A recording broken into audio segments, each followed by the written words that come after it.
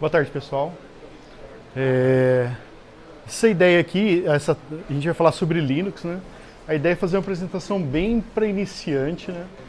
E aí, para dar uma balizada, queria fazer umas perguntas aqui antes para vocês. Quem já ouviu falar de Linux já? Praticamente todo mundo.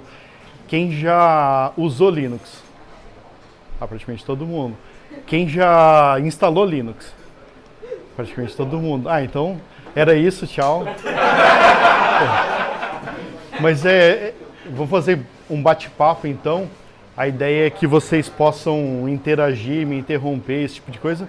E a gente vai tentando balizar a profundidade em função do que vocês conhecem, do que a gente já viu como um todo já, né? Antes de tudo, uns disclaimers, né? Esse QR Code aqui ele vai aparecer em alguns lugares, pro código da aplicação. Não reparem no look and feel, sou péssimo para front-end, a aplicação está toda escrita em código, então fiquem à vontade para passar ela para frente, evoluir, usar ela e tal. Antes de tudo, obrigado pela presença de todo mundo também. Tá num evento, num sábado à tarde já é um objetivo grande, né? Então só de estar aqui já merece ser obrigado já. O que eu falei agora há pouco, né? Esse QR Code é onde tá o código da apresentação, mas também tem ali embaixo também, sempre dá para tirar uma foto e depois pegar tal. O que eu falei agora há pouco é uma introdução, então a ideia é falar sobre alguns assuntos, às vezes até a gente já usou em algumas situações Linux, esse tipo de coisa, mas às vezes tem uma lacuna ali, alguma coisa assim. E um toquezinho para drogas mais pesadas, tipo Unix, esse tipo de coisa também. Alguém já ouviu falar de Unix? Aí, para facilitar, para fins práticos, Linux é igual GNU Linux e toda essa história, né? A gente, para economizar tempo e saliva, a gente pula isso. A licença que está liberada, sobre a qual está liberada essa apresentação. E aqui a parte legal, né? A opinião é minha, tal, não tem nada. Aí, quem sou eu? Não gosto de fazer muito isso, muito blá blá blá e muito tempo de vida e de carreira. Então, qualquer coisa eu procuro ali pelo GitHub, acho o LinkedIn. Vocês estão no LHC, se vocês não conseguirem achar o palestrante, né? E outra coisa é que o tempo está correndo, então tem pouco tempo. A ideia é fazer a apresentação rápido para no final a gente poder trocar ideia, tirar dúvida eventualmente, esse tipo de coisa, né? Então, a agenda é falar um pouco de história, falar um pouco de teoria e falar um pouco de prática. Mas também aí contar de onde veio o Linux, né? Como ele funciona um pouco, sem entrar muito na parte mais chata e dar algumas dicas de como sobreviver nele, né? Então, pela maioria aqui, acho que ninguém lembra disso. Quem já ouviu disso? Lembra? Pô, vocês estão assistindo muito canal antigo, seus pais vão ficar bravos com você. Mas se a gente sentar aqui para conversar sobre de onde veio o Linux, a gente ficaria horas aqui, né? Mas dá pra gente puxar um pouco da história do Linux, pegando como era a computação, como a computação surgiu lá na década de 70 até a década de 90, ali a gente consegue rastrear um pouco isso, né? Então, por exemplo, todo o desenvolvimento da computação que veio da eletrônica, né? Com todo o movimento de descentralização, de distribuição disso, o pessoal fazendo homebrew, construindo os próprios computadores, tendo acesso a controladores, a processadores, esse tipo de coisa, né? Toda essa dispersão de hardware que a gente teve nessa época. Mas também outros pontos, como por exemplo, movimentos de contracultura, né? Então de você questionar e de você querer ver como as coisas estavam acontecendo, de você querer olhar o que tinha dentro dos serviços governamentais, de você questionar o que estava posto na sociedade, né? Procurando através até da tecnologia ter acesso a essas coisas, mas também a questão de estética e de design, né? A gente teve ali os movimentos que tinham coisas mais pesadas, em termos de sobrecarga de símbolos, esse tipo de coisa, tipo movimento hippie, esse tipo de coisa. Mas também teve uma questão de simplificação de algumas coisas, depois isso foi melhorado, mas de modularização, esse tipo de coisa, né? Que também foi relevante para o surgimento da internet, que está intimamente ligado ao surgimento do Unix, né? Que é o pai do Linux, né? Essas duas coisas estão intimamente ligadas e sem elas a gente não conseguiria nem imaginar as condições ideais para o surgimento do Linux, né? Falando um pouco mais sobre isso, quem já ouviu a história do Unix? Então, bom, vou dar um overview só para quem ainda não... Mas o Unix foi feito na Bell Labs, que era uma provedora de tecnologia para telefonia. É meio difícil até hoje em dia a gente pensar numa empresa parecida com isso, num mercado parecido com esse, né? Mas basicamente eles tinham ali demandas para fazer processamento de dados para conta de telefone, esse tipo de coisa. E tinha alguns hardwares antigos ali que não tinham muito interesse. E eles pegaram e usaram esse hardware para fazer um sistema mais simplificado do que o que eles usavam para produção. E daí surgiu o Unix. Só que como era uma empresa que vendia serviço de telefonia ou tecnologia de telefonia, mas vendia muito hardware, eles nem sabiam como vender software. E aí eles começaram a distribuir software. Então você, sei lá, tinha um laboratório de uma faculdade e você tinha um hardware que era meio parecido com o deles.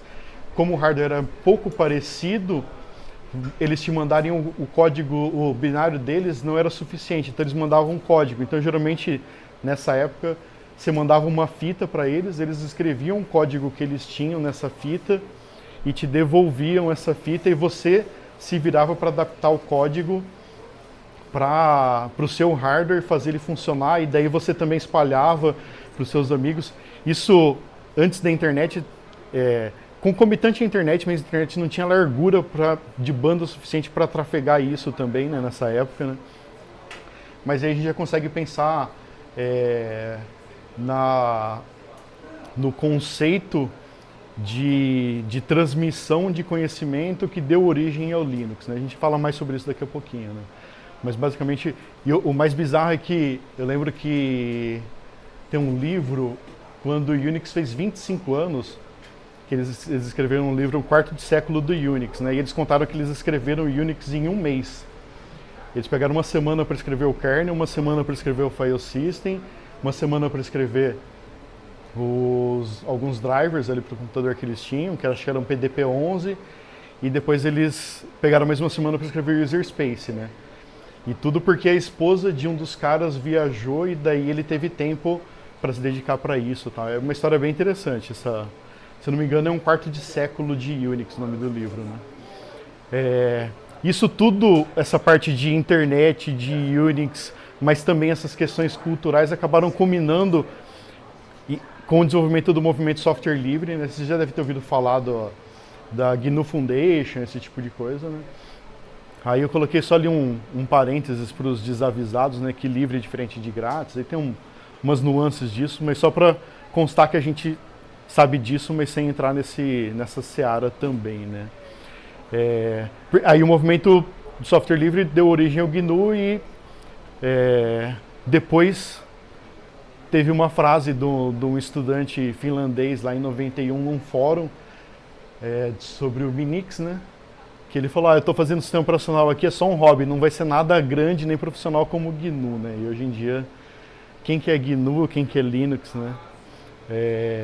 Mas é interessante isso na Finlândia, né? Um estudante começar um projeto e depois a dimensão que isso tomou, né? Participar de toda essa história.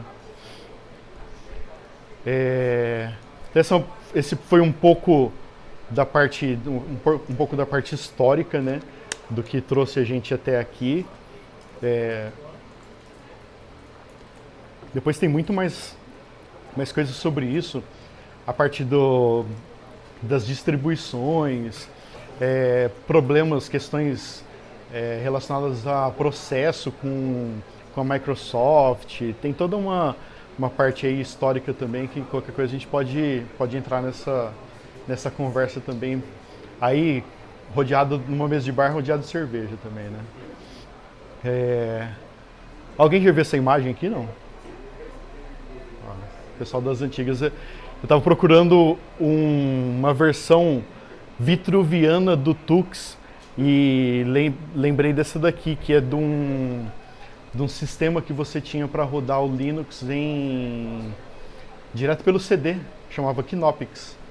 E ele usava essa imagem aqui. É tipo o Kurumin, tem também o Kali, que é usado para segurança, que também roda assim, né? Mas, estão falando um pouco rapidamente sobre a parte mais teórica da coisa, né? Um sistema operacional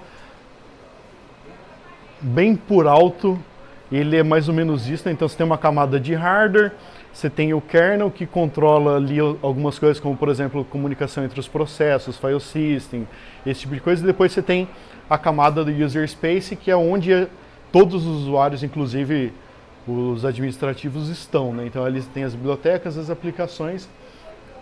Por alto é isso, né? Já devem ter visto isso já. Quem já tropeçou em alguma imagem semelhante? Então, sistemas profissionais 101 lá na faculdade, né? Então vamos para a parte a melhor parte, né? A parte mais prática.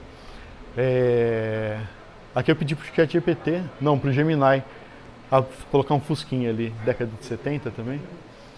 Mas só lembrando, isso daqui é o moto do Perl, né? Não sei, só o pessoal bem mais velho que vai lembrar disso. Que tem mais de uma forma de fazer isso, né? Então, só peguei aqui um apanhado de coisas para pensar e tentar preencher as lacunas, esse tipo de coisa que eventualmente a gente tenha, né? Mas é só uma forma de fazer, tem inúmeras outras formas de seguir isso, né? E aí, interface gráfica versus linha de comando, né? Já devem estar carecas de saber que, sei lá, hoje em dia usar o Linux numa interface gráfica é praticamente usar qualquer outro sistema, usar um Mac, às vezes um aplicativo é mais específico para editar vídeo, você tem no Mac, um vírus só tem para Windows, esse tipo de coisa acaba sendo mais dedicada. Mas como usar Linux num ambiente gráfico, você tem praticamente a mesma experiência que usar qualquer outro sistema, então vou focar na interface em modo de comando, né? E por quê, né? São coisas que, através de um shell script, por exemplo, a gente consegue ter a reprodutibilidade das coisas, né? Então, fazer sempre a mesma coisa vai ter sempre o mesmo resultado. Fora que também você ter controle sobre o que você está fazendo, né? Você sabe o que você está colocando na entrada, o que está acontecendo no meio, e você sabe qual vai ser a sua saída, né? Você tem controle sobre como essas coisas estão acontecendo, e etc, né? Então o que eu pensei em listar aqui, mais do que listar alguns comandos ou chegar uma lista gigante e falar, tem documentação, isso não tem N formas de conseguir tudo isso, né? Eu pensei em aprofundar um pouco sobre como os comandos funcionam, sobre como a gente usa eles a fundo e como a gente extrapola o que a gente tem a partir deles, né? Aí o primeiro é um não comando, né? É o help, né? Já devem ter usado esse tipo de mecanismo, né? Mas praticamente todos os comandos, se você chamar eles com "-h" ou "-help", você tem a documentação ali dele, né? E você consegue usar, como essa documentação também é texto, você consegue usar ela com outros comandos, né?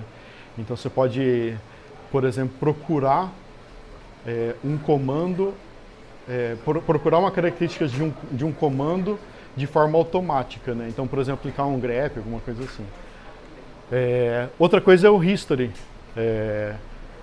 Parece básico, intuitivo que o history é necessário, mas você, através do history, você construiu o que você está fazendo para que você não tenha desperdício. Quem nunca rodou um find gigante para depois que você tá ali, que ele tá rodando há 1 minuto, você pensar, putz, eu podia estar descartando metade disso, colocando um pouco de filtro aqui direto nele.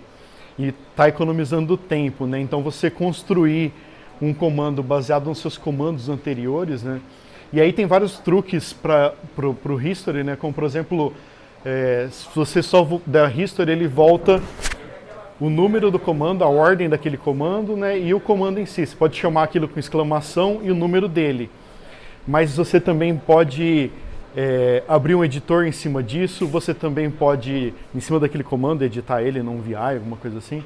Ou você pode, por exemplo, mandar um circunflexo, alguma coisa, outro circunflexo, alguma coisa. Você faz um find replace de trás para frente no seu history e você consegue, por exemplo, trocar o que você usou no comando anterior por alguma coisa, né? Então circunflexo no comando anterior, circunflexo no próximo comando.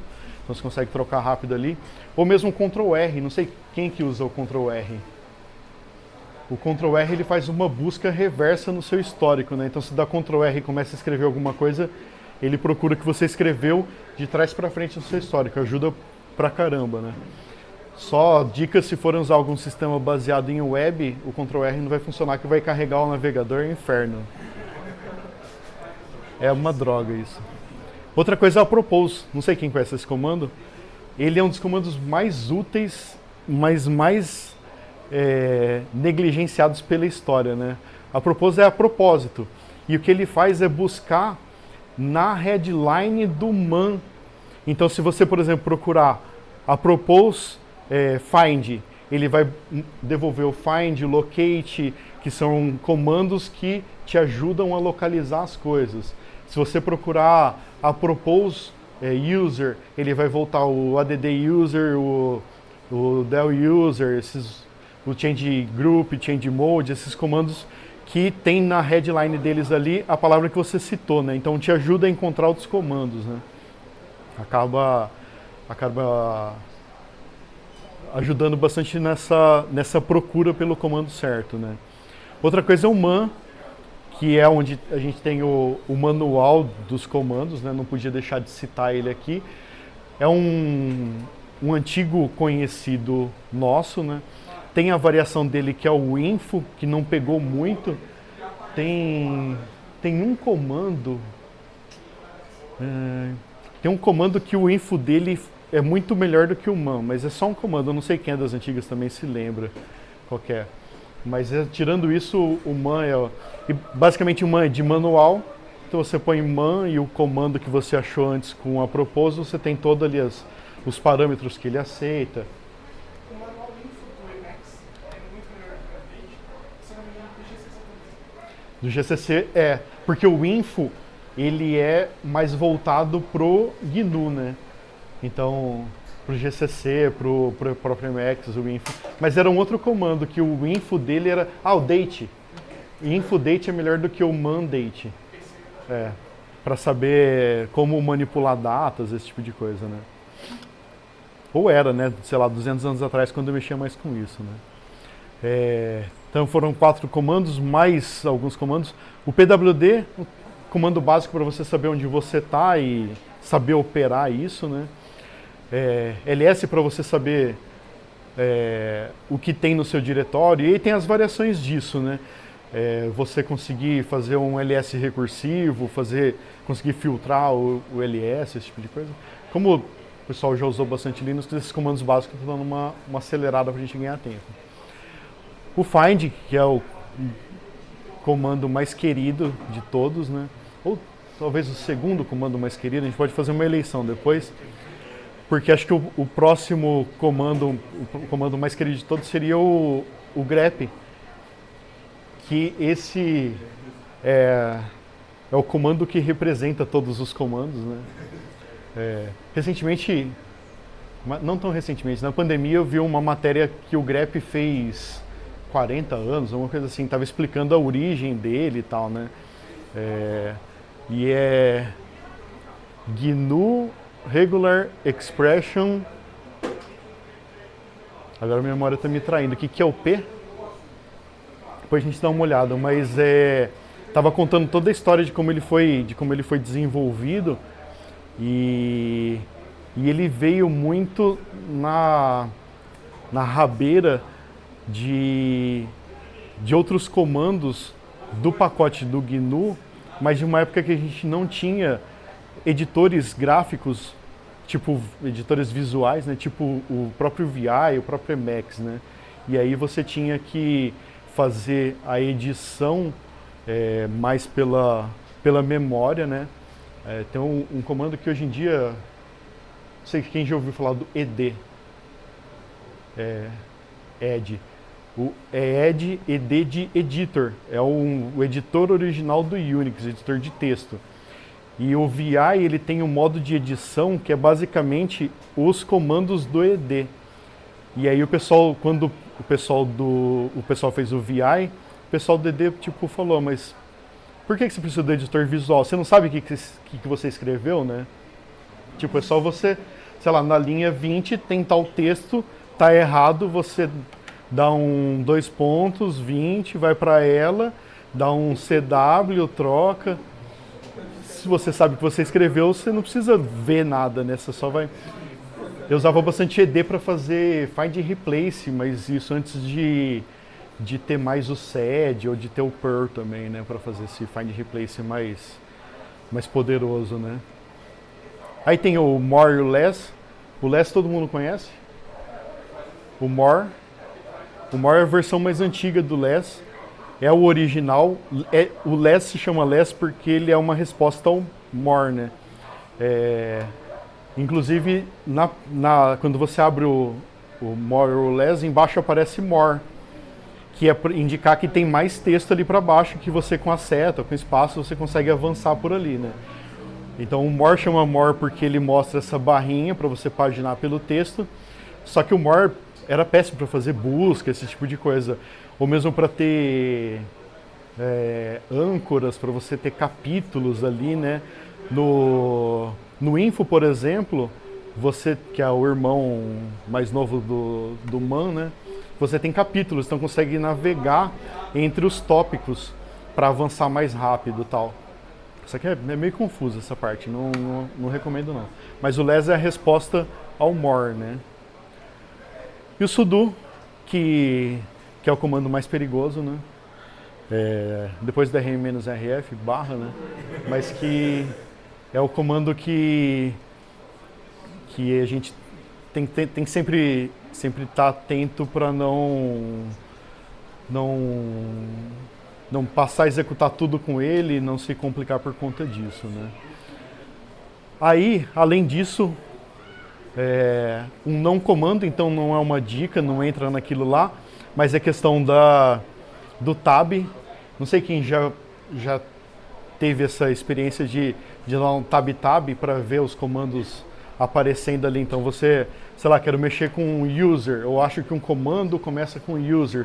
Você dá user, tab, ele preenche ali a lista dos comandos disponíveis, né? Então isso ajuda bastante.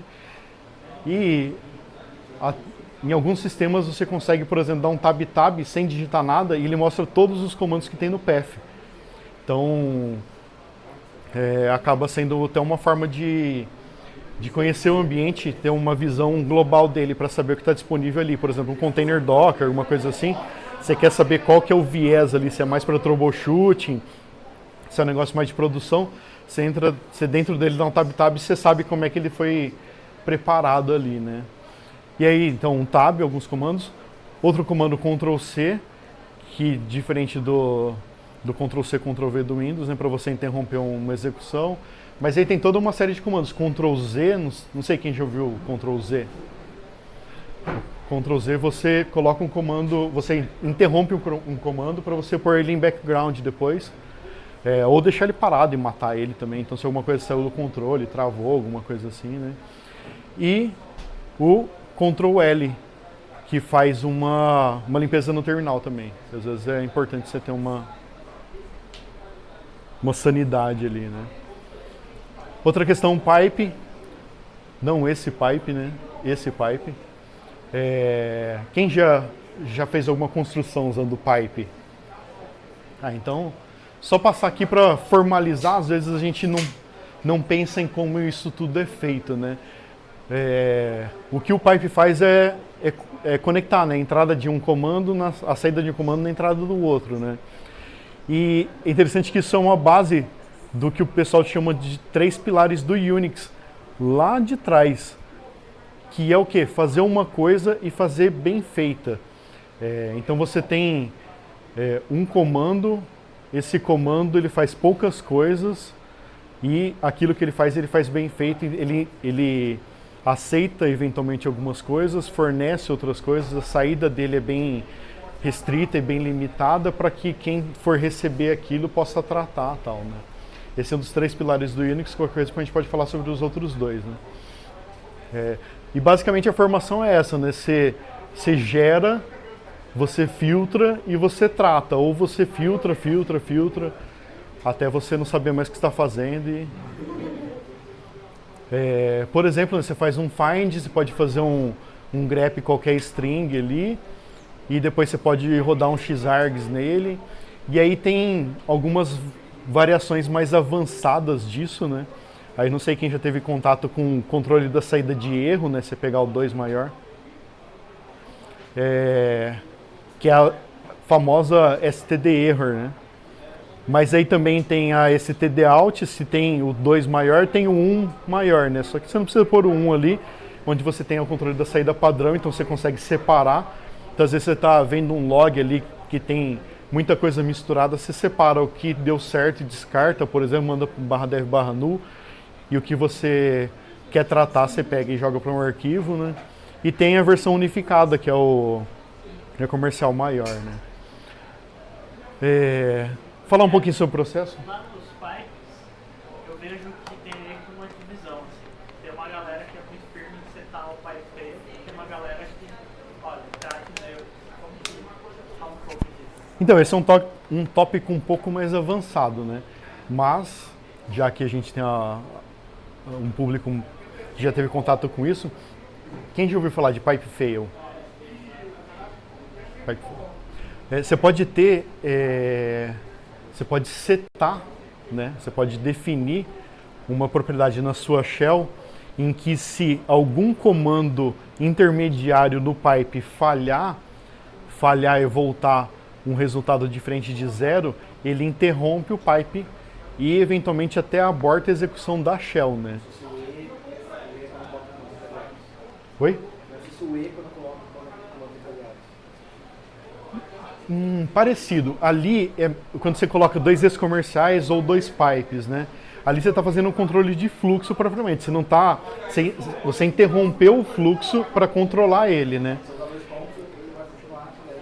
Isso. Se você usar 2 ex-comerciais, por exemplo, ele citou, você executa o primeiro comando e se ele der certo, você executa o segundo. Ou se usar o pipe, se o primeiro der certo, ele não executa o segundo, né? O set menos o pipe fail, né? Você, escrito pipe fail mesmo, você, se por exemplo, o grep não encontrar nada, ele vai voltar 1 e ele não vai executar o xargs. Então você não vai se preparar, você não vai ter a execução inócua do próximo passo, né? Por exemplo, né? Isso assim, como o Caio comentou, é uma questão até meio filosófica, né? Tem gente que defende que todo ambiente tem que ter o pipe fail, tem gente que diz que só ambiente de missão crítica, né? Eu acho que ambiente de produção e de staging, de preparação para produção, é interessante você ter isso para você saber que aquilo vai acontecer, né? Mas também você está pronto para capturar aquela ocorrência. Senão, por exemplo, você corre o risco de ter um container Docker ali que sobe e fica restartando porque alguma condição interna falhou e às vezes você fez um health check ou seu entry point está com alguma questão dessa, né? E você eventualmente nem percebe que ele está subindo e restartando, então você tem que estar preparado para colher isso, né? Mas é o ideal, é uma condição ideal que você tenha controle disso, né? No fundo, assim, você tem que saber o que cada um desses comandos faz, que você está usando, e saber até onde eles vão, quando eles vão falhar, esse tipo de coisa, né? Para você, por exemplo, não incorrer em riscos e apagar coisas a mais, esse tipo de coisa. Mas bem lembrado, cara, uma boa. Falar um pouquinho sobre processos, bem por alto, quando eu estava fazendo esses slides aqui, eu pensei que isso seria um assunto interessante, né? Que é a questão principalmente do Process ID e do Parent Process ID, né? Então, todo processo ele tem um ID e ele tem um pai, e se você não controlar como isso acontece, ele pode virar um zumbi. E está acabando o meu tempo, então você consegue controlar tanto, acompanhar na execução com um PS, né, que é o Process Table, e com Top, né. É isso, obrigado. Só lembrando algumas referências aqui, e o repositório da apresentação está no QR Code.